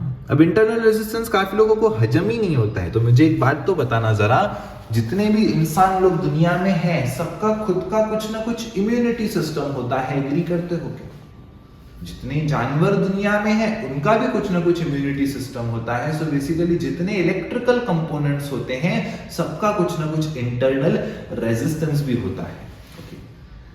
तो सवाल है, अगर हर चीज का इंटरनल रेजिस्टेंस होता है तो हमने आज तक फिजिक्स में कभी पढ़ा क्यों नहीं इंटरनल रेजिस्टेंस, पोटेंशियोमीटर में ही क्यों पढ़ रहे हैं? सो यहीं से हमारा थ्योरी क्वेश्चन शुरू हो जाता है कि पोटेंशियोमीटर और वोल्टमीटर में फर्क क्या है। ओके, सो सबसे बड़ा थ्योरी क्वेश्चन हमारा यही आ जाता है, पोटेंशियोमीटर और वोल्टमीटर में फर्क क्या है, आइए समझने का हम थोड़ा सा प्रयास करते हैं। सो अगर हम बात करें यहाँ पर वोल्ट मीटर की, सो वोल्ट मीटर क्या बताता है, मुझे वोल्टेज बताता है। सो वोल्ट मीटर वोल्टेज बताता है पूरे सर्किट की। ओके, जितना भी सर्किट है पूरे सर्किट का पोटेंशियल डिफरेंस क्या है मुझे वोल्ट मीटर से पता चल जाता है। पोटेंशियोमीटर क्या बताता है, पोटेंशियोमीटर मुझे बताता है टर्मिनल पोटेंशियल डिफरेंस। अगर मेरा मन हो रहा है कि मुझे इधर से लेके ये वाली लेंथ से लेके यहां तक पोटेंशियल डिफरेंस फाइंड करना है, पोटेंशियोमीटर मुझे बताएगा कि ये पॉइंट से लेके इस पॉइंट तक वायर में कितना पोटेंशियल डिफरेंस है, मुझे पोटेंशियोमीटर बता पाएगा। वोल्टमीटर मुझे टोटल सर्किट का वोल्टेज देता है। So this is the basic difference. दूसरी चीज, वोल्टमीटर, आइडियली वोल्टमीटर का रेजिस्टेंस इनफाइनाइट होना चाहिए, infinite resistance. Okay, current electricity के वन शॉट में बताया है, वापस बता रहा हूं। इनफाइनाइट रेजिस्टेंस का मतलब है वोल्टमीटर कुछ भी करंट ड्रॉ ही नहीं करे सर्किट से, बट ऐसा तो नहीं हो सकता है, इनफाइनाइट रेजिस्टेंस रियलिटी में अचीव ही नहीं हो सकता है। तो उस वजह से पोटेंशियोमीटर में हम फिजिक्स ही दूसरी यूज करते हैं, यहाँ पर हम कॉन्सेप्ट ही ऐसा यूज करते हैं कि पोटेंशियोमीटर का अपना सेल होता है और सर्किट हमारा एक अलग से ही सर्किट बनाते हैं, 2 सर्किट्स बनाते हैं ताकि यहाँ से अलग से फिजिक्स चले, यहाँ से हमारी अलग कनेक्शंस चले। थर्ड डिफरेंस यहाँ पर होता है, पोटेंशियोमीटर आपका पोर्टेबल नहीं है। लेके नहीं जा सकते हो, वोल्ट मीटर आप जेब में डाल के भी लेके जा सकते हो। आइए थोड़ा सा वापस से हम कंटिन्यू करते हैं यहाँ पर इनके फिजिक्स के पार्ट के ऊपर। सो पोटेंशियोमीटर को जैसे मैंने आपको बताया है, हम अपना ही सेल दे देते हैं, तो ये मैंने सेल बनाया है। साथ में हम लगा देंगे यहाँ पर एक रियोस्टेट, है ना। रियोस्टेट क्यों लगाते हैं? ताकि सर्किट में गैल्वेनोमीटर और ये सब चीजें हमारी प्रॉपरली कनेक्ट हों, उनका रेंज हमारे अंदर ही आए। सो ये जो सामने आपके है ना, इसी को हम कहते हैं पोटेंशियोमीटर। ओके, ये जो मैंने डायग्राम बनाया ना, बेसिक सा डायग्राम, इसको मैं कॉपी कर देता हूँ। यही क्या हो जाता है, यही हो जाता है आपका यहाँ पर पोटेंशियोमीटर का बेसिक सा डायग्राम, जो कि कहीं पर भी देखो, थियोरी देखो, प्रैक्टिकल देखो, आपका यही डायग्राम आपका वैलिड होता है। क्या होता है? यही डायग्राम आपका वैलिड होता है। अब इसमें क्या लॉजिक है? देखो, इसमें लॉजिक हमारा बहुत सिंपल है। ओम्स लॉ कहता है V इज इक्वल टू होता है I इंटू R, बरोबर। V क्या है? V है मेरी वोल्टेज पॉइंट AB के बीच में। I क्या है? जितना करंट यहाँ पर बह रहा है। R क्या है? इस वायर का रेजिस्टेंस। ओके, सो ये जो मेरी वायर है, इसका भी कुछ ना कुछ रेजिस्टेंस होगा यहाँ पर। सो R है मेरा उसका रेजिस्टेंस। अब मुझे बताइए करंट क्या होगा यहाँ पर? Come on. सो करंट क्या होगा? सो करंट मेरा कहाँ से निकल रहा है? इससे निकल रहा है। बैटरी होती नहीं, सो करंट निकलता नहीं। सो I इज इक्वल टू क्या हो जाएगा? E। पर यहाँ पर क्या करना पड़ेगा? यहाँ पर मुझे दोनों रेजिस्टेंस कंसीडर करने पड़ेंगे। क्या करने पड़ेंगे? दोनों रेजिस्टेंस कंसीडर करने पड़ेंगे, बिकॉज ये स्मॉल r भी सीरीज में है इसी वायर के साथ, राइट, है ना। सो यही फॉर्मूला में अगर मैं डेटा पुट कर दूं, सो क्या मिलेगा मुझे? यहाँ से मिलता है VAB इज इक्वल टू मिल जाता है E अपॉन में यहाँ से R plus R times of यहाँ पे मिलता है R। अगर इसी को मैं डिवाइड कर दूं यहाँ पे थ्रू आउट बाय लेंथ, है ना, और यहाँ पर मैं EMF को फिक्स रखूं, जो कि हमारा फिक्स होता है। अगर मैं एवररेडी का सेल लाया हूं तो उसका वोल्टेज हमेशा फिक्स ही रहेगा। तो यही हमारा बन जाता है VAB by L is equal to constant, और यही हो जाता है हमारा यहाँ पर पोटेंशियोमीटर का प्रिंसिपल। ओके, सो पोटेंशियोमीटर प्रिंसिपल के ऊपर मेरी सारी डिटेल्ड वीडियो बनी हुई है, जहां पर मैंने मल्टीमीटर एंड सारी चीजें कनेक्शंस करके, कैलकुलेशन करके सारी चीजें मैंने आपको बताई है। सो VAB डिवाइडेड बाय L हो जाता है यहाँ पर हमारा कांस्टेंट, ठीक है। तो यहाँ पर अब एक्सपेरिमेंटल का प्रोसेस आपका कुछ ऐसा होता है। आपका एक्सपेरिमेंटल का प्रोसेस ऐसा होता है कि पहले आप यहाँ पर एक सेल लगाएंगे जिसका पोटेंशियल होगा E1, जो कनेक्टेड होगा गैल्वेनोमीटर से, वो कनेक्टेड होगा जॉकी से, और आप लोग क्या करेंगे? यहाँ पर बैलेंस पॉइंट फाइंड करेंगे, जैसे हमने वहां पर किया। सो जो बैलेंस पॉइंट आपकी निकलेगी, सो E1 आपकी बैलेंस पॉइंट है, सो L1 आपकी बैलेंसिंग लेंथ होगी। उसी प्रकार से जैसे हम लोग वहां पर इंटरनल रेजिस्टेंसेस को कंपेयर करते थे, रेजिस्टेंस खेल रहे थे, यहाँ पर क्या करते हैं हम? वोल्टेज के बारे में देखते हैं। सो E2 होगा कोई दूसरा सेल जिसका आपको वोल्टेज नहीं पता है। फिर क्या करेंगे? उसको गैल्वेनोमीटर से कनेक्ट करके जॉकी से उसकी वैल्यू फाइंड करेंगे।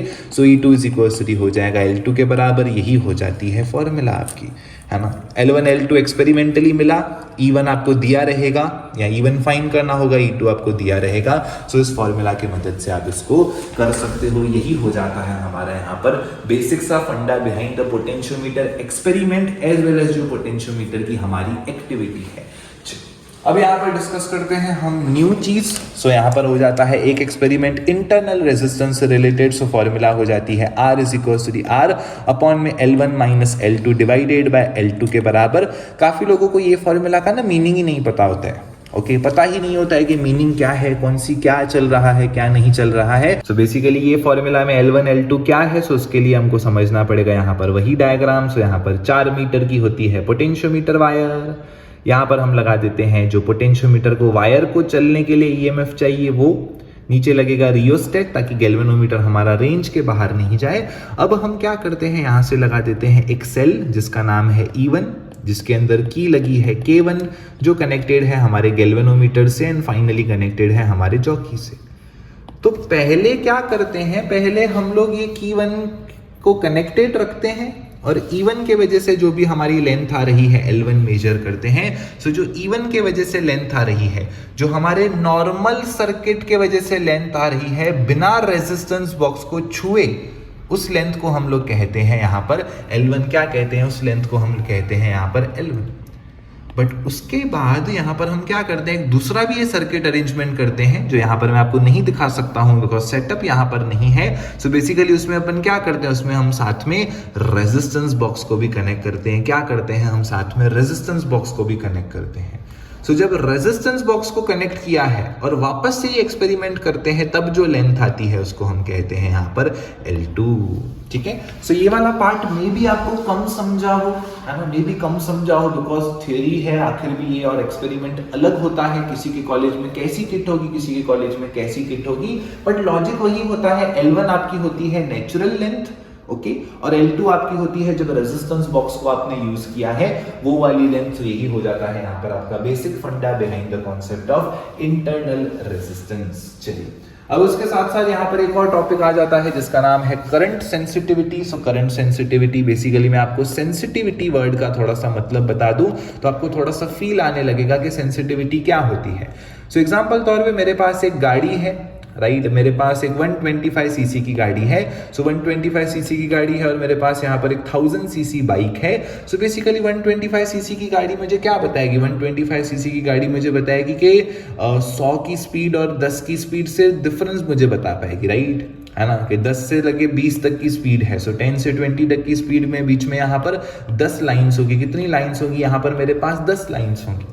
बट अगर एक 1000 सीसी की बाइक है तो मुझे बताइए क्या 1000 सीसी की बाइक मुझे इतना बाइफर्केशन दे पाएगी क्या? कम ऑन, उसमें कांटे में 10-20 दिखेगा क्या? तो मुझे नहीं लगता उसके कांटे में मुझे 10-20 दिखेगा। वहां पर स्पीड्स मुझे कुछ इस प्रकार से दिखेगी, 100, 200, 300, कुछ इस प्रकार से चीजें नजर आएंगी। तो मुझे बताइए कौन ज्यादा सेंसिटिव है यहाँ पर? कम ऑन, कौन ज्यादा सेंसिटिव है? तो यहाँ पर हम ऑब्वियसली देखेंगे ये ज्यादा सेंसिटिव है बिकॉज ये मुझे बारीकियत से चीजें बता रहा है। क्या बता रहा है? मुझे बारीकियत से चीजें बता रहा है। ओके, जो भी डिफ्लेक्शन हो रहा है अगर उसका मैं नंबर ऑफ लाइंस से रेशियो देखना चाहूँ, राइट, डिफ्लेक्शन जो भी हो रहा है और उसका नंबर ऑफ लाइंस, कितनी नंबर ऑफ लाइंस उसके लिए डिनोट की गई है वो मैं देखूं तो मुझे यहाँ पर क्या मिलेगा, यहाँ पर मुझे वो नंबर ज्यादा मिलेगा। और यही चीजें हम यहाँ पर एक्सपेरिमेंट में करते भी हैं। आइए थोड़ा सा यहाँ पर हम देखने का प्रयास करते हैं। सो वही देखते हैं हम, IG का मतलब क्या है, देखते हैं करंट गैल्वेनोमीटर के थ्रू कितना है। S क्या बताता है, करंट सेंसिटिविटी बताता है। थीटा क्या है यहाँ पर बताता है डिफ्लेक्शन गैल्वेनोमीटर में कितना है। सो अगर आप लोगों को फील चाहिए ना मैं क्या कह रहा था अभी, सो देखो फील यही है, सेंसिटिविटी के यूनिट्स देखो। ओके, सेंसिटिविटी के क्या देखो, यूनिट्स देखो, कितने डिवीजन हैं पर एम्पियर को रिप्रेजेंट करने के लिए। क्या बता रहा है, सेंसिटिविटी का यूनिट से आपको मतलब समझ आएगा कितने डिविजन्स हैं पर एम्पियर को बताने के लिए। एग्जाम्पल तौर पे मेरे पास एक स्केल है जो 1 सेंटीमीटर को बताने के लिए 10 लाइंस का यूज करती है। ओके, और मेरे पास एक स्केल है जो 1 सेंटीमीटर को बताने के लिए 5 लाइंस का यूज करती है। बोलो कौन ज्यादा सेंसिटिव होगा? मैं बारीकियत से चीजें कहां देख पाऊंगा? सो ऑब्वियस सी बात है जहां पर 10 लाइंस है 1 सेंटीमीटर को बताने के लिए वो ज्यादा सेंसिटिव होगा। ओके, सो सेंसिटिविटी में आपका यही कॉन्सेप्ट हो जाता है। बाकी तो चीजें ये वाला एक्सपेरिमेंट भी कॉलेजेस में कम होता है यूजुअली, बट बाकी इसके पीछे कोई और गहरा फिजिक्स या गहरा वाइवा क्वेश्चन रिलेटेड नहीं है। चलिए डिस्कस करते हैं नेक्स्ट प्रैक्टिकल्स। चलिए सो डिस्कस करते हैं यहाँ पर अभी हम नेक्स्ट एक्सपेरिमेंट्स जो कि हमारे हो जाते हैं इलेक्ट्रॉनिक्स पे बेस्ड एक्सपेरिमेंट जिनका नाम है logic gate, Zener diode and हमारा ट्रांजिस्टर। तो यहाँ पर अब ये एक्सपेरिमेंट्स का लॉजिक ऐसा है, कहीं कहीं कॉलेजेस में सीधा किट होता है, जैसे यहाँ पर एक किट है, वहां पर आप देख सकते हो डायरेक्टली किट है और किट्स के फॉर्म में लॉजिक गेट्स आप देख सकते हो, वहां पर एक किट पड़ी है। ओके, सो बेसिकली बस किट पड़ा है, किट को ऑन करो, वेरीफाई करो, एक्सपेरिमेंट आपका 6-7 मिनट में खत्म हो जाएगा बिकॉज ऑलरेडी सारी चीजें की होती हैं। ओके, बट कहीं कहीं क्या होता है, कहीं कहीं आपको पूरा एक्सपेरिमेंट ना ऐसा करवाते हैं कि अलग से जिनर डायोड लेंगे, वो वायर से कहीं कनेक्ट करोगे, पूरा एक्चुअल फिजिक्स का एक्सपेरिमेंट होता है। तो यहाँ पर काफी वैरायटी ऑफ रेंज है जिसमें ये एक्सपेरिमेंट अलग अलग कॉलेजेस में अलग अलग प्रकार से होता है। 50% ऑफ द कॉलेजेस में किट से होता है, 20% ऑफ द कॉलेजेस में मैन्युअली होता है, एक एक इंस्ट्रूमेंट को ज्वाइन करके। 30% कॉलेजेस में ये एक्सपेरिमेंट कराया ही नहीं जाता है। तो आइए फिर भी इसके थोड़े से हम यहाँ पर वाइवा क्वेश्चंस एंड वगैरह ये सब चीजें देख लेते हैं ताकि आपको थोड़ा सा कॉन्फिडेंस मिले कि क्या हो रहा है, कैसे हो रहा है एंड यहाँ पे वगैरह वगैरह। चलिए सो बात करते हैं सबसे पहले जिनर डायोड के बारे में। सो जिनर डायोड क्या करता है, जिनर डायोड हमारा होता क्या है? सो जिनर डायोड हमारा होता है वोल्टेज रेगुलेटर। क्या होता है? जिनर डायोड होता है वोल्टेज रेगुलेटर। सो ज़ीनर डायोड वोल्टेज रेगुलेटर होता है, इसका मतलब क्या है? पहले मैं आपको क्या करता हूँ, पहले यहाँ पर बेसिक के तौर पे आपको पीएन जंक्शन डायोड बताता हूँ। सो पीएन जंक्शन डायोड, सो सेमीकंडक्टर्स का मेरा 1 शॉट लेक्चर अवेलेबल है, आप जब मन करे देख सकते हो। सो पीएन जंक्शन डायोड क्या होता है? पीएन जंक्शन डायोड में 2 सेक्शंस होते हैं, एक होता है पी पॉजिटिव, एक होता है एन यहाँ पे नेगेटिव, ठीक है। सो P को अगर मैं P से कनेक्ट करता हूं, N को अगर मैं N से कनेक्ट करता हूं, ये बैटरी के टर्मिनल्स को कुछ इस प्रकार से कनेक्ट करता हूं, तो ये सर्किट को हम कहते हैं फॉरवर्ड बायस सर्किट। क्या कहते हैं इसको? हम कहते हैं forward bias circuit. Forward bias circuit में पीएन जंक्शन डायोड काम करता है। ओके, सो पीएन जंक्शन डायोड हमारा फॉरवर्ड बायस जंक्शन में काम करता है। सो बेसिकली अगर मैं यहाँ पर वोल्टेज बढ़ाते जाऊं, ओके, मैं क्या करूं, मैं वोल्टेज बढ़ाते जाऊं, सो इनिशियली मुझे कुछ भी करंट नहीं मिलता है, ओके, बिकॉज यहाँ पर चार्जेस डिप्लीटेड रीजन में प्रेजेंट होती हैं। सो इनिशियली मुझे कुछ भी करंट नहीं मिलता है, बट एक समय के बाद अगर मैं वोल्टेज बढ़ाता हूं तो मुझे सडनली करंट यहाँ पर मिलना स्टार्ट हो जाता है। एंड ऐसे सिचुएशन में हम लोग कहते हैं कि यहाँ पे हमारा पोटेंशियल बैरियर ब्रेक हो चुका है एंड करंट मेरा फ्लो हो रहा है। सो पीएन जंक्शन डायोड किस में काम करता है? काम करता है फॉरवर्ड बायस में। फॉरवर्ड बायस में उसका ग्राफ कैसा आता है? उसका ग्राफ कुछ ऐसे आता है। ध्यान देना, ये सब ट्रांजिस्टर में सेम होगा, टाइम पास नहीं है। नहीं तो काफी लोग बोलेंगे पीएन जंक्शन डायोड कहाँ से आया? सो ये आपका ट्रांजिस्टर में सेम पार्ट यूज होगा। अब अगर मैं यही चीज करना चाहूं बट मैं रिवर्स बायस में चीजें लगाना चाहूं, कि अगर मेरे पास ये पॉजिटिव है और ये नेगेटिव है, बट कनेक्शन कैसा करता हूं? कनेक्शन यहाँ पे मैं उल्टा कनेक्शन लगाना चाहता हूं। सो अगर मैं कनेक्शन यहाँ पे उल्टा लगा देता हूं तो मेरा पीएन जंक्शन डायोड काम नहीं करता है। ओके, कुछ भी करंट फ्लो नहीं होता है यहाँ पर। पीएन जंक्शन डायोड मेरा जल जाता है। क्या हो जाता है? हीट हो के जल जाता है। सो रिवर्स बायस अगर मैं यहाँ पर करना चाहूँ, सो रिवर्स बायस में पीएन जंक्शन डायोड मेरा काम नहीं करता है। और रिवर्स बायस के हमारे जो भी ग्राफ्स होते हैं, रिवर्स बायस के सारे ग्राफ्स हमारे ऑपोजिट बनते हैं, बिकॉज यहाँ पर मैंने पोलैरिटी बदल दी है। सो अगर ये पॉजिटिव एक्स एक्सिस में वोल्टेज था, सो रिवर्स बायस मेरा बनता है कुछ नेगेटिव में। अगर ये पॉजिटिव में मेरा करंट था, सो रिवर्स बायस बनता है मेरा नेगेटिव में। सो इस वजह से आपके जो रिवर्स बायस के ग्राफ्स होते हैं वो यूजुअली लाई करते हैं थर्ड क्वाड्रेंट में। ये भी एक फेमस वाइवा क्वेश्चन होता है कि आपके ये ऐसे क्यों लाई कर रहे हैं ग्राफ उल्टे पुल्टे। सो ये लाई करते हैं आपके यहाँ पर थर्ड क्वाड्रेंट में। सिंपल सा लॉजिक है। यहाँ पर भी क्या होता है, रिवर्स बायस में हम वोल्टेज बढ़ाते हैं, करंट कुछ नहीं मिलता है, वोल्टेज बढ़ाते हैं, करंट कुछ नहीं मिलता है, वोल्टेज बढ़ाते हैं, करंट कुछ नहीं मिलता है, बट एक समय के बाद हमें यहाँ पे करंट सडनली बहुत ज़्यादा हाई हो जाता है और ये हो जाता है हमारा रिवर्स बायस का ग्राफ। सो देखो दोनों ग्राफ्स देखने में सिमिलर है। ये वाला ग्राफ भी ऐसा ही है, वोल्टेज आपका बढ़ाया, एक समय के बाद करंट स्टार्ट हुआ। यहाँ पर भी अगर आप देखो एक समय के बाद करंट स्टार्ट हुआ, बट फर्क क्या है, यहाँ पर आपका 0.6 वोल्ट पे करंट आ जाता है, बट यहाँ पर आपको वोल्टेज 50 या 12 वोल्ट से स्टार्ट होता है, 50 वोल्ट पे जाके आपको करंट मिलता है। सो बेसिकली अब यहाँ पर करंट बह तो गया है ना, बट मेरा पीएन जंक्शन डायोड क्या हो जाता है, पीएन जंक्शन डायोड मेरा यहाँ पर जल जाता है। सो ये आग लगी है ये क्या लगी है, यहाँ पर आग लगी है। आग लगने की वजह से करंट बहता है, तो उसको आप करंट नहीं कह सकते हैं। तो यहाँ तक कंक्लूजन क्या है, यहाँ तक हमारा कंक्लूजन है कि पीएन जंक्शन डायोड 2 तरीके से काम कर सकता है। एक होता है फॉरवर्ड बायस, एक होता है रिवर्स बायस। पर रिवर्स बायस में वो जल जाता है। रिवर्स बायस में क्या हो जाता है, जल जाता है। यानी पीएन जंक्शन डायोड सिर्फ और सिर्फ एक ही मोड में काम करता है, जो कि है हमारा यहाँ पर फॉरवर्ड बायस, जो कि क्या है, जो कि है हमारा फॉरवर्ड बायस। पर मुझे कोई डिवाइस ऐसा बनाना है जो रिवर्स बायस में भी काम करे, जो रिवर्स बायस में जले नहीं, जिसको रिवर्स बायस में कुछ फर्क नहीं पड़े। सो जो डिवाइस हम बनाते हैं उसका नाम है ज़ीनर डायोड। क्या है जो डिवाइस हम बनाते हैं उसका नाम है ज़ीनर डायोड। सो ज़ीनर डायोड और पीएन जंक्शन में अगर वाइवा क्वेश्चन आपसे पूछा जाता है कि फर्क क्या है, सो ज़ीनर डायोड में हमने डोपिंग यहाँ पर हाई डोपिंग की है। डोपिंग यहाँ पर हमने क्या करते हैं, ज़ीनर डायोड में हम लोग डोपिंग यहाँ पर हाई करते हैं। सो डोपिंग हाई करते हैं, सो बेसिकली उससे क्या होगा, उससे उसकी कैपेसिटी बढ़ती है, स्टेमिना बढ़ती है, और ज़ीनर डायोड आपका रिवर्स बायस में प्रॉपरली काम करता है। चलिए, अब इसके बाद लोगों के मन में सवाल आता होगा कि वोल्टेज रेगुलेटर क्या है ये, Zener diode as a voltage regulator, इसका मतलब क्या होता है। सो बेसिकली आइए यहाँ पर समझने का हम प्रयास करते हैं। सो हमारे घरों पे करंट कांस्टेंट नहीं होता है, राइट। कभी करंट घर पे आपके 2 एम्पियर आएगा, कभी 3 एम्पियर आएगा, कभी 4 एम्पियर आएगा। इस वजह से करंट हमारा यहाँ पर बहुत ज़्यादा फ्लक्चुएट हो सकता है, राइट। करंट यहाँ पर क्या होता है, हमारा करंट बहुत ज़्यादा फ्लक्चुएट हो सकता है। पर अगर आप यहाँ पर वोल्टेज का फ्लक्चुएट देखोगे तो अगर ये 12 वोल्ट है तो ये होगा आपका यहाँ पे 12.5 वोल्ट। तो आप देख रहे हो कि करंट कितना भी फ्लक्चुएट होने दो, समझो लाइट वालों ने 2 एम्पियर का करंट छोड़ के रखा था तो मेरी 2 एम्पियर के लिए वोल्टेज कितनी थी, 2 एम्पियर के लिए मेरी वोल्टेज थी यहाँ से समझो 12.2 वोल्ट। लाइट वालों ने अचानक से करंट 6 एम्पियर कर दिया, सो 6 एम्पियर में मेरे आधे से ज्यादा डिवाइसेस घर के जल जाएंगे लिटरली।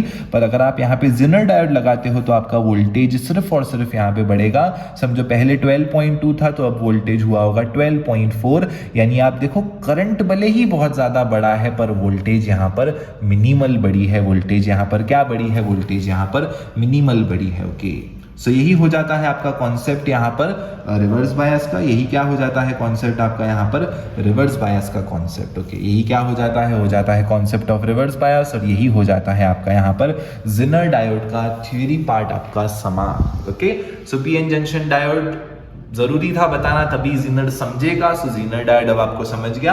अब लॉजिक गेट्स में यहाँ पर मैं आपको ज्यादा कुछ नहीं कराऊंगा बिकॉज लॉजिक गेट्स सब लोगों को आती है यूजुअली। सो वीडियो अनवांटेड लंबा नहीं करना है। आप चाहो लॉजिक गेट्स मेरा अलग से वीडियो सर्च करके देख सकते हो। लॉजिक गेट्स में बेसिकली बेसिक चीजें क्या पूछ सकते हैं, गेट क्या होता है या लॉजिक गेट क्या करती है। सो देखो हम लोगों को ना चीजें कई बार कंट्रोल्ड चाहिए होती है। मुझे ऐसा चाहिए होता है कि मैं ये इनपुट्स दूं, मुझे ये आउटपुट मिले। कैलकुलेटर में अगर मैं कर रहा हूं 2 + 2 तो मेरा डिजायर रहेगा कि मुझे आंसर 4 ही मिले। सो बेसिकली गेट वर्ड का मतलब क्या होता है, गेट वर्ड का मतलब होता है कि मैं किसी को भी अंदर नहीं आने दे सकता हूं। मीनिंग समझो पहले तो लॉजिक गेट्स आपका डिजिटल इलेक्ट्रॉनिक्स ब्रांच से रिलेटेड होता है। डिजिटल इलेक्ट्रॉनिक्स ब्रांच में ना 2 ही चीजें होती हैं, या तो हाँ या तो ना। आइए समझाने का प्रयास करता हूं। सो 2 प्रकार की ब्रांचेस होती हैं। एक होती है एनालॉग ब्रांचेस जो आपने बचपन से पढ़ी हैं। एनालॉग में वोल्टेज 0.1 भी हो सकता है, 0.2 भी हो सकता है, 1.1 भी हो सकता है। सो एनालॉग ब्रांचेस बेसिकली हमारी साइन वेव फॉलो करती हैं जहां पर आपकी वैल्यूज कुछ भी हो सकती हैं, कुछ भी वैल्यूज यहाँ पर पॉसिबल होती हैं। बट हमारी एक दूसरी ब्रांच ऑफ इलेक्ट्रॉनिक्स हो जाती है जिसको कहा जाता है डिजिटल इलेक्ट्रॉनिक्स। डिजिटल इलेक्ट्रॉनिक्स में सिर्फ और सिर्फ 2 पॉसिबिलिटीज ही होती हैं। सिर्फ और सिर्फ क्या होती हैं, 2 पॉसिबिलिटीज ही होती हैं। या तो वैल्यू 0 होगी, ओके या तो वैल्यू क्या होगी, या तो वैल्यू 0 होगी या तो वैल्यू 1 होगी, that's it, nothing else. Okay या तो वैल्यू आप 0 होगी या तो वैल्यू आपकी 1 होगी, नथिंग एल्स। या तो आपका सर्किट लो होगा या तो आपका सर्किट हाई होगा, दैट्स इट। ओके और कोई पॉसिबिलिटी यहाँ पर होती ही नहीं है, कोई वैल्यू यहाँ पर प्लॉट ही नहीं होती है। सो बेसिकली गेट वर्ड का मतलब क्या होता है, गेट वर्ड का मतलब होता है अगर मैंने कहीं पे गेट लगा दी। एक गार्डन था, पहले खुला गार्डन था, कोई भी क्रिकेट खेलने आ रहा था, अब क्या कर दिया मैंने, उस गार्डन में गेट लगा दिया। इसका मतलब क्या है, मैं चाहता हूं कोई डिजायर्ड लोग ही अंदर आ पाए। ओके सो गेट वर्ड का मतलब वही होता है कि हम कंट्रोल्ड इनपुट देंगे एंड अकॉर्डिंगली हमें कंट्रोल्ड आउटपुट मिलना चाहिए। ठीक है सो सवाल आता है इसमें, एग्जामिनर पूछता है बेसिक गेट्स कितनी है। सो बेसिक गेट्स 3 होती हैं, एंड और नॉट। सवाल होता है यूनिवर्सल गेट्स कितनी है। सो यूनिवर्सल गेट्स होती हैं 2, आपकी नैंड और नॉर। ठीक है सो ये चीजों का थोड़ा सा आपको यहाँ पर ध्यान रखना है। बाकी तो कुछ नहीं है, बाकी तो इसमें अभी डिपेंड करता है आपके कॉलेज में कैसा दिया गया है। किट है तो फिर तो बटन ऑन करना है और पता है आपको आंसर, ट्रुथ टेबल वेरीफाई होगी ही। सो ट्रुथ टेबल एक बार टेक्स्ट बुक से आप देख लेना, किट ही होती है 90% ऑफ द कॉलेजेस में। ओके सो किट्स में आपको कुछ नहीं करना होता है, चीजें यहाँ पर ऑटोमेटिकली कनेक्टेड होती हैं। सिर्फ आपको क्या करना होता है, आपको यहाँ पर वेरीफाई करना होता है बटन्स को, इनपुट को 0101 यहाँ पर करके। तो ये तो मैं करके भी नहीं दिखाऊंगा बिकॉज बहुत ज्यादा यहाँ पर बेसिक पार्ट हो जाता है। आइए फाइनली डिस्कस करते हैं यहाँ पर हम कॉन्सेप्ट ऑफ ट्रांजिस्टर। मैं आपको बता दूं ट्रांजिस्टर यहाँ पर इस समय पे नहीं हो सकता है बिकॉज ट्रांजिस्टर बहुत ह्यूज टॉपिक है। तो यहाँ पर मैं 2-3 कुछ ट्रांजिस्टर के बारे में बेसिक चीजें बताऊंगा। ट्रांजिस्टर 3.5 घंटे तो उसको एक बार समझने में लगते हैं, बट फिर भी थोड़ा थोड़ा यहाँ पर ट्रांजिस्टर का जो हमें दिया गया है पार्ट, आइए उसको थोड़ा सा हम देखने का प्रयास करते हैं। सुपरफिशियली थोड़ा सा हम समझ लेते हैं ताकि अगर कुछ इसमें से आ जाए तो एटलीस्ट आपकी उतनी मार्क्स तो यहाँ पे फॉर श्योर बच जाए। चलिए सो ट्रांजिस्टर में 2 प्रकार के सर्किट होते हैं। ट्रांजिस्टर हमारा बना होता है 3 चीजों से। ट्रांजिस्टर बेसिकली क्या होता है, सो ट्रांजिस्टर में बेसिकली आपके होते हैं 2 पीएन जंक्शन। ट्रांजिस्टर में क्या होते हैं, ट्रांजिस्टर में आपके होते हैं 2 PN junction diode. Okay so मैंने इस वजह से पीएन जंक्शन डायोड आपको पढ़ाया ताकि आपको पता हो। सो ट्रांजिस्टर में कितने होते हैं PN junction diode, 2 PN junction diode होते हैं। ये होता है आपका पी जंक्शन, ये होता है आपका एन जंक्शन और ये होता है आपका वापस से पी जंक्शन। ओके, या फिर एनपीएन भी हो सकता है, कुछ भी हो सकता है। सो देखो, एक ये पीएन जंक्शन हो गया, एक ये पीएन जंक्शन हो गया। सो दो प्रकार के पीएन जंक्शन यहाँ पर आपके हो जाते हैं। उसमें से हम क्या करते हैं, फर्स्ट वाला जंक्शन हमेशा फॉरवर्ड बायस में रखते हैं। सो फॉरवर्ड बायस में मतलब पी को पी से कनेक्ट करेंगे हम लोग, हमेशा इसको फॉरवर्ड बायस में लगाते हैं। और सेकंड जंक्शन हमेशा यहाँ पर हमारा रिवर्स बायस में होता है। सो सेकंड जंक्शन यहाँ पर हम लोग रिवर्स बायस में लगाते हैं। तो ये जो कॉन्फ़िगरेशन मैंने लिखा है कि पहला जंक्शन फॉरवर्ड बायस, दूसरा जंक्शन रिवर्स बायस, इस कॉन्फ़िगरेशन को कहा जाता है एक्टिव कॉन्फ़िगरेशन। क्या कहा जाता है, इस कॉन्फ़िगरेशन को कहा जाता है एक्टिव कॉन्फ़िगरेशन। हो सकता है एग्जामिनर आपसे पूछे कि एक्टिव कॉन्फ़िगरेशन क्या होती है। ठीक है, पहले रीजन को कहा जाता है एमिटर, बिकॉज वो चार्जेस को एमिट करता है। तीसरे रीजन को कहा जाता है कलेक्टर, बिकॉज वो चार्जेस को कलेक्टर करता है।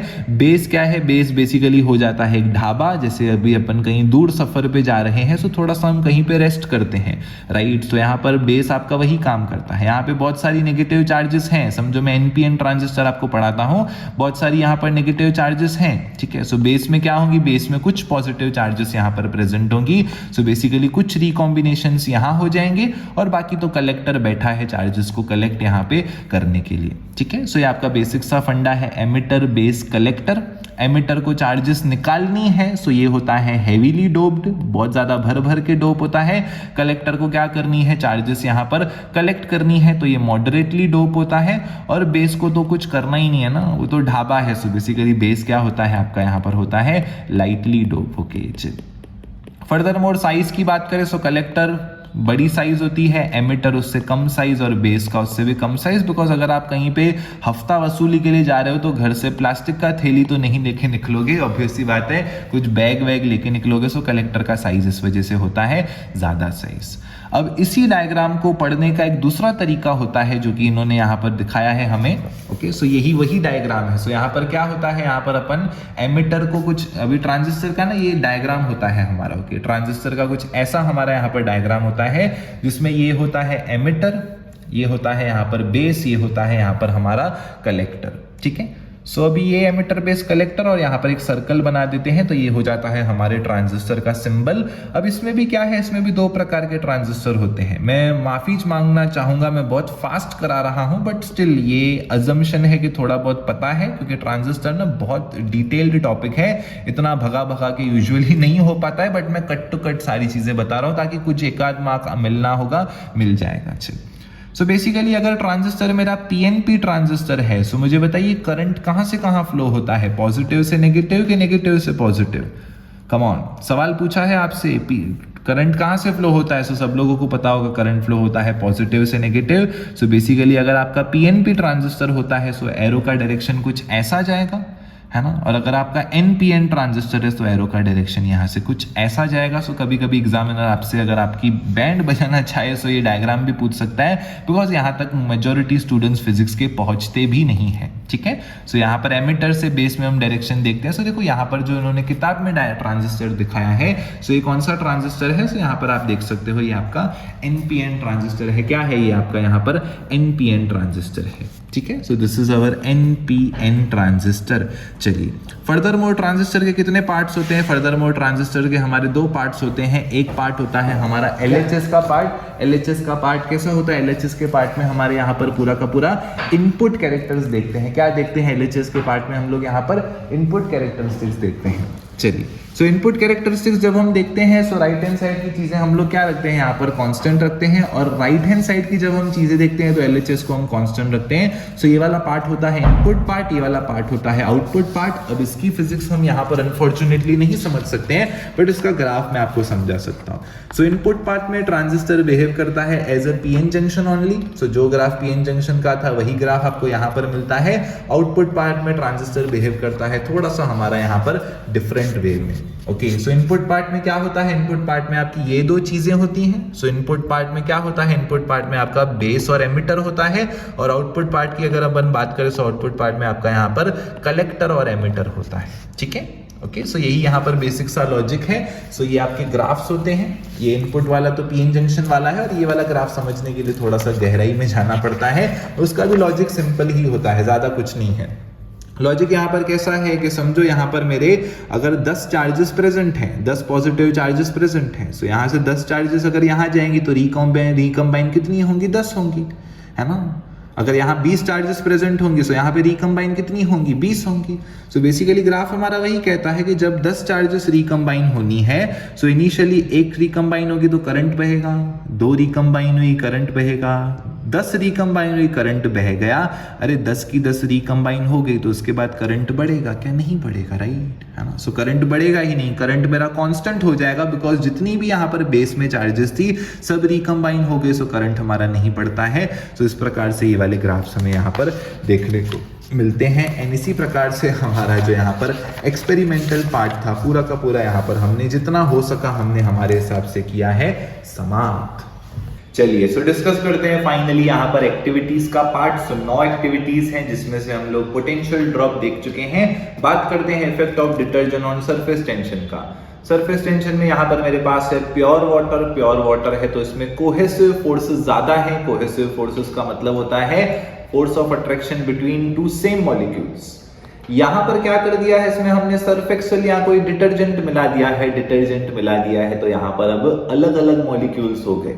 यहाँ पर पानी के मॉलिक्यूल्स भी हैं, सर्फ एक्सेल के मॉलिक्यूल्स भी हैं, सो कोहेसिव फोर्स कम हो जाएगा। कोहेसिव फोर्स कम हो गया इसका मतलब सरफेस टेंशन मर जाएगा। सरफेस टेंशन का फोर्स आपका एग्जिस्ट ही नहीं करेगा, यहाँ पर पूरी की पूरी लेयर में करप्शन हो गया। सो बेसिकली यहाँ पर सरफेस टेंशन कम होगा। सो बेसिकली अगर आप कैपिलरी राइज भी यहाँ पर मेजर करोगे सो दोनों में हाइट्स आपकी अलग अलग आएंगी, ठीक है। सो इसका रीजन क्या है? इसका रीजन वही है सरफेस टेंशन वहां पर किल हो जाता है, इस वजह से हमारी कैपिलरी राइज यहाँ पर अलग होता है। उसके बाद पेंडुलम का कॉन्सेप्ट है seconds pendulum. So simple pendulum होता है T is equal to 2 pi root of L by G। Seconds pendulum का डेफिनेशन सिंपल है, ऐसा पेंडुलम जिसका टाइम पीरियड 2 सेकंड है, ओके। सो उसमें सो ज्यादा कुछ नहीं पूछा जा सकता है। फर्दर मोर उसका रिलेशन पूछा जा सकता है। सो उसकी फाइनल फॉर्मूला आती है L is equal to G upon में पाई का स्क्वायर। पाई स्क्वायर तो कांस्टेंट है, इसका मतलब है L is directly proportional to G। इसका मतलब हो जाता है जैसे जैसे ग्रेविटी बदलेगी वैसे वैसे लेंथ भी बदलेगी। क्या होगा? जैसे जैसे ग्रेविटी बदलेगी वैसे वैसे लेंथ भी बदलेगी। सो सेकंड्स पेंडुलम से सो यही चीज हो सकती है। मेल्टीज एक्सपेरिमेंट, जो स्टेशनरी वेव्स का कॉन्सेप्ट मैंने बताया वही आपका स्टेशनरी वेव का कॉन्सेप्ट यहाँ पर भी लग जाता है, कुछ ज्यादा चेंजेस इसमें नहीं है, ठीक है। उसके बाद यहाँ पर आ जाता है आपका house hold circuit. House hold circuit ना हम नहीं बता सकते हैं बिकॉज हर एक के कॉलेज में अलग अलग प्रकार से एक्टिविटी होगी। कहीं पर ऐसा पूरा बना हुआ किट होता है, बने हुए किट में एक्सपेरिमेंट होता है तो वहां पर सब चीजें मेंशन्ड होती हैं तो ज्यादा कुछ नहीं करना पड़ता है। कभी कभी कॉलेजेस में जैसे लास्ट ईयर की जो मेरी वीडियोस थी, ये वाली वीडियो शूट नहीं कर पाया था बिकॉज मैं जब शूटिंग कर रहा था लास्ट वीडियो जिससे मैंने शूट की थी उसके अगले दिन लॉकडाउन लग गया था तो मेरी वो प्रैक्टिकल्स की प्लेलिस्ट आधे में बंद हो गई, ओके। सो लास्ट ईयर जो मैं करने वाला था उसमें तो हम डायरेक्ट स्विच निकाल के पूरा कर रहे थे। तो हाउस होल्ड में तो आपको जैसे कॉलेज में कराया है आपको वैसे ही करना पड़ेगा, ठीक है। एंड उसके बाद आ जाता है यहाँ पर LDR की एक्टिविटी। सो LDR का यहाँ पर क्या हो जाता है, मतलब LDR का फुल फॉर्म होता है लाइट डिपेंडेंट रेजिस्टर। क्या होता है यहाँ पर? इसका मतलब हो जाता है लाइट डिपेंडेंट रेजिस्टर। तो यहाँ पर आप देख सकते हो एक रेजिस्टर है, इस रेजिस्टर को हमने कनेक्ट किया है 2 टर्मिनल से। यहाँ पर लगी हुई है हमारे पास एक स्केल। तो हम लोग क्या करेंगे, लाइट अलग अलग जगहों पे रखेंगे। पहले मैं लाइट रखूंगा यहाँ पर, इतना दूर तो रख सकते हैं, खैर यहाँ पर लाइट रखूंगा, मल्टीमीटर से इसका रेजिस्टेंस देखूंगा, डिस्टेंस कम करूंगा, लाइट रखूंगा, रेजिस्टेंस देखूंगा, डिस्टेंस कम करूंगा, लाइट रखूंगा, रेजिस्टेंस देखूंगा, एंड ऐसे करते करते उसके पास में जाके लाइट रखूंगा, रेजिस्टेंस देखूंगा। सो बेसिकली उसके ग्राफ में जो रिजल्ट आती है वो रिजल्ट आपको सिर्फ याद रखनी है कि जैसे जैसे मैं डिस्टेंस कम करते जा रहा हूं मेरा रेजिस्टेंस का रेशियो मुझे कैसा मिल रहा है, ठीक है। सो लाइट LDR का फुल फॉर्म ही है लाइट डिपेंडेंट रेजिस्टेंस। रेजिस्टेंस यहाँ पर आपका लाइट पे डिपेंड करता है, ठीक है, लाइट की इंटेंसिटी पे आपका यहाँ पर डिपेंड करता है। बाकी तो ग्राफ और वैल्यू वहां पर देख लेना, ग्राफ और उसका कैसा नेचर जा रहा है वो एक बार यहाँ पर आप देख लेना। चलिए सो डिस्कस करते हैं यहाँ पर अब मल्टीमीटर के बारे में। सो उम्मीद करता हूँ आप लोगों ने कुछ ऐसा चेहरा देखा होगा अपने मल्टीमीटर का कॉलेज का। मल्टीमीटर भी अलग अलग टाइप्स के होते हैं। आइए एक बार इसको रफली फटाफट देखते जाते हैं इसमें क्या क्या रीजन्स का हम इस्तेमाल करते हैं। सो ये यहाँ पर V के साथ AC का सिंबल है, so this is AC voltage. अगर आपको AC वोल्टेज मेजर करना है तो आप नॉब को यहाँ रखेंगे।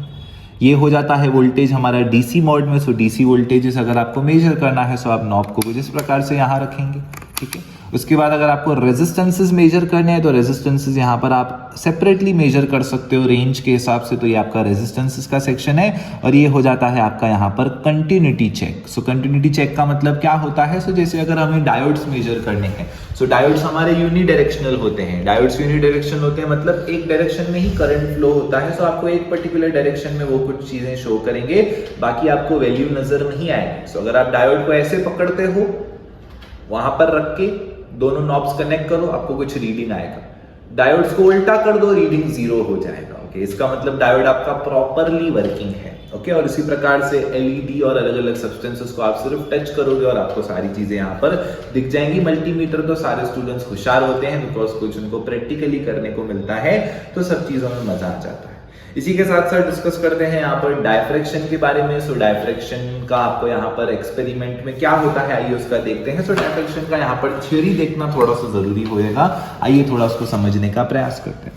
सो डायफ्रैक्शन का मतलब क्या होता है? डायफ्रैक्शन का मतलब होता है bending of light over the edges. तो हमारी लाइट क्या हो जाती है? हमारी लाइट यहाँ पर बेंड हो जाती है, bending of light over the edges. ये हमारा बेसिक सा मतलब होता है डायफ्रैक्शन का।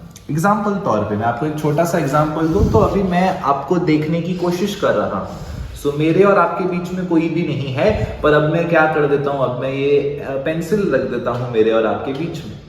सो आइडियली स्पीकिंग क्या होना चाहिए? आइडियली स्पीकिंग मुझे ये पेंसिल दिखनी चाहिए और आपको नहीं दिखने चाहिए, बट रियलिटी में क्या होता है? रियलिटी में मैं पेंसिल भी देख पा रहा हूं और आपको भी देख पा रहा हूं। या फिर आप अपने आंख के आगे ऐसे पेन रखो और देखो मुझे देख पा रहे हो क्या, है ना? दिख रहा है क्या मेरा हाई? दिख रहा है क्या सबको? सो आप देखोगे कि यार ये क्या है, आपने तो आंख के आगे पेंसिल रखा भी है फिर भी आप एक दूसरे को देख पा रहे हो। सो वही होता है diffraction, bending of light over the edges. अब हम लोगों को जो एक्सपेरिमेंट है, बेसिकली वो एक्सपेरिमेंट है हमारे पास डायफ्रैक्शन ग्रेटिंग। सो ग्रेटिंग का मतलब क्या होता है? ग्रेटिंग का मतलब हो जाता है एक ऐसी रेक्टेंगुलर शीट होती है जिसके अंदर 15,000 लाइंस होती हैं 1 इंच में। ओके, क्या होती हैं? अभी वो हर एक के कॉलेज की ग्रेटिंग के हिसाब से 15,000 ऐसे कुछ लाइंस हो जाती हैं 1 इंच में। ओके, 15,000 लाइंस ऐसी आपकी लेफ्ट साइड से आएंगी, 15,000 लाइंस ऐसी आपकी राइट साइड से आएंगी। सो अब यहाँ पर अगर आप देखोगे सो क्या हो गया है? यहाँ पर इनफाइनाइट नंबर ऑफ स्लिट्स बन गई हैं। क्या बन गई हैं? यहाँ पर इनफाइनाइट नंबर ऑफ स्लिट्स बन गई हैं। Okay, so because infinite number of slits बन गई हैं तो हमारा डायफ्रैक्शन पैटर्न थोड़ा सा अलग दिखता है। सो डायफ्रैक्शन पैटर्न हमारा कुछ इस प्रकार से दिखता है। एक सेंट्रल बैंड दिखता है, बीच में अंधेरा दिखता है। ये एक्सपेरिमेंट पूरा YouTube पे मैंने कराया है, आप सर्च कर सकते हो diffraction of light experiment RG lectures, तो आपको कुछ ऐसा पैटर्न यहाँ पर आपको देखने को मिलता है। सो पैटर्न में क्या होता है? पैटर्न में बीच में आपको दिखता है सेंट्रल ब्राइट बैंड, तो एकदम बीच में सेंट्रल ब्राइट लाइट आपको दिखती है। फिर बीच में कुछ नहीं दिखता है, फिर आपको दिखता है फर्स्ट मैक्सिमा, तो उसको हम कहते हैं यहाँ से फर्स्ट मैक्सिमा राइट साइड का। ये हमें दिखता है यहाँ पर फर्स्ट मैक्सिमा लेफ्ट साइड का। सो बेसिकली ये फर्स्ट मैक्सिमा लेफ्ट साइड का एंड यहाँ पर ये हो जाता है सेकंड मैक्सिमा एंड उसी प्रकार से ये हो जाता है सेकंड मैक्सिमा। सो एक्सपेरिमेंट में हमको क्या करना है? एक्सपेरिमेंट में हम यहाँ पर एक ऐसा यूज करते हैं, समझो ग्राफ पेपर। ओके, सो यहाँ पर हम लगते हैं ग्राफ पेपर, ग्राफ पेपर के आगे हम लोग रख देते हैं यहाँ पर ग्रेटिंग। सो ये ग्राफ पेपर आपकी स्क्रीन है।